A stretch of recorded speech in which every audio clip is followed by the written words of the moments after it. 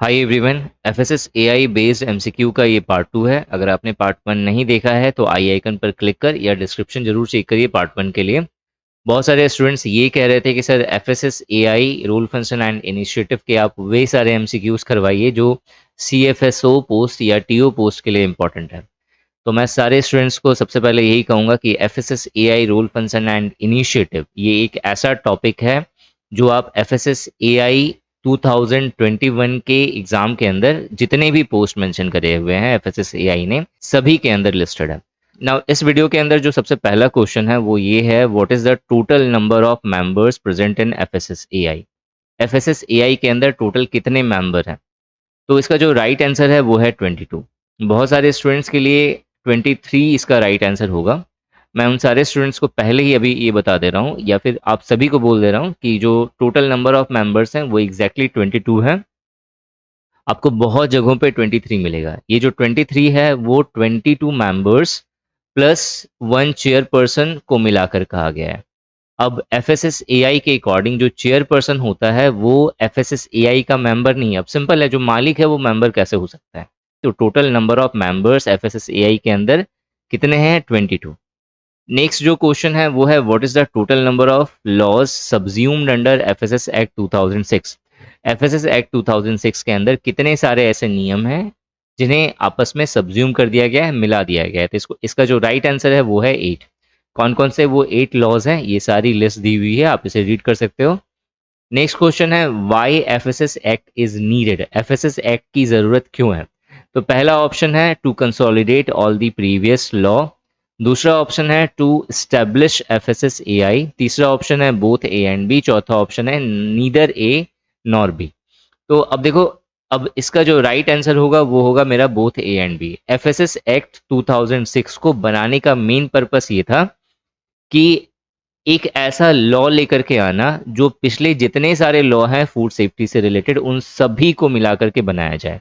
और दूसरा, एक ऐसा ऑर्गेनाइजेशन या एक ऐसी अथॉरिटी बनाना जो फूड स्टैंडर्ड्स को डिफाइन कर सके, लॉस को डिफाइन कर सके, जिसके लिए एफएसएस एआई बनाई गई।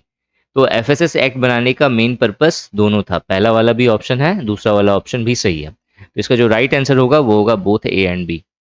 नेक्स्ट क्वेश्चन है, who is a responsible authority for implementation and enforcement of FSS act 2006। FSS act 2006 के इम्प्लीमेंटेशन के लिए और लॉस के इन्फोर्समेंट के लिए कौन सी अथॉरिटी जिम्मेदार है? पहला ऑप्शन है food safety and standard authority of India यानी कि एफएसएस एआई। दूसरा ऑप्शन है स्टेट फूड अथॉरिटी।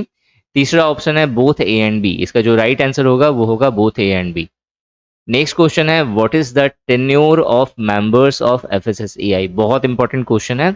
अब जब भी मेंबर्स का टेन्योर पूछा जाएगा तो इसका जो राइट आंसर होगा वो होगा 3 years ऑफ सर्विस और 65 years ऑफ एज। या तो 65 साल के हो जाए मेंबर्स या फिर उनकी सर्विस जो है एफएसएसएआई के अंदर एज अ मेंबर 3 साल की हो, तो जाकर के उनका टेन्योर, उनका कार्यकाल समाप्त हो जाता है। तो बहुत सारे स्टूडेंट्स यही बोलेंगे, सर 3 साल की सर्विस थोड़ा कम नहीं लग रहा है आपको? तो एक्चुअली एफएसएस एआई के मेंबर्स को अलग अलग मिनिस्ट्रीज के जो जो टॉप ऑफिसर्स हैं उन्हें चूज करा जाता है। उनका टेन्योर खत्म होने वाला होगा तो उन्हें वहां से पिक करके फिर एफएसएस एआई में डाल दिया जाता है।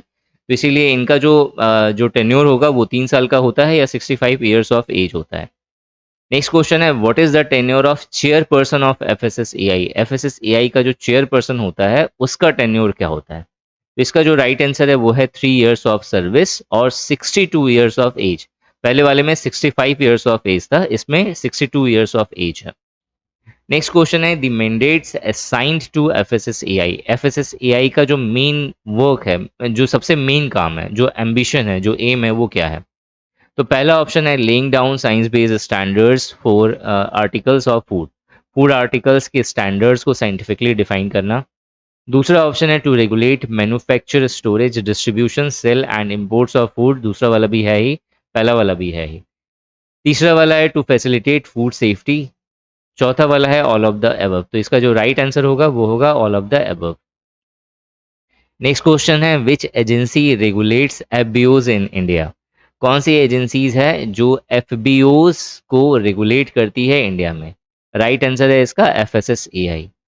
नेक्स्ट क्वेश्चन है, which agency is responsible for investigating food borne illness and foreign object complaints. Foreign object complaints को या फूड से होने वाले इलनेस बीमारियों को की जांच करने की जिम्मेवारी किसकी है? तो आंसर है इसका FSSAI। गलती से भी स्टेट फूड सेफ्टी अथॉरिटी मत मार्क कर देना या बोथ ए एंड बी मत मार्क कर देना।